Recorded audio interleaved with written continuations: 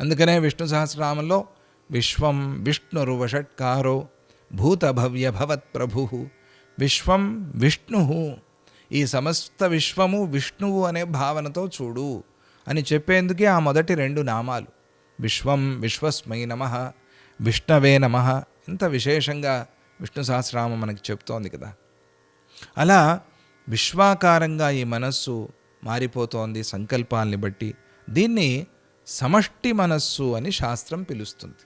సమష్టి మనస్సు అంటే పూర్తిగా విశ్వమంతా అందరికీ ఒకే రకంగా కనిపిస్తోంది. ఇది సమష్టి మనస్సు. వ్యష్టి మనస్సు వేరే ఉంటుంది. అంటే వాళ్ళ ప్రపంచము, వాళ్ళ కుటుంబము, వాళ్ళ లోకము, వాళ్ళ కోరికలు, ఆ కుటుంబంలో మళ్ళీ తనకి ప్రత్యేకంగా కోరికలు, ఇలా విడివిడిగా కూడా మనస్సు ఉంటుంది. సమష్టి మనస్సు, వ్యష్టి మనస్సు. దీన్ని సమష్టి మనస్సు అని పిలుస్తారు. మనకి సందేహం వస్తుంది, ఆశ్చర్యం కూడా అవుతుంది, ఏమిటి ఈ ప్రపంచం అంతా అందరికీ ఒకే రకంగా కనిపిస్తోందే అని. దాన్నే సమష్టి మనస్సు అని పిలుస్తారు. ఆ సమష్టి మనస్సు అంటే వేరెవరో కాదు, హిరణ్యగర్భ బ్రహ్మ సృష్టికర్త అని మనం చెప్తున్నాం కదా.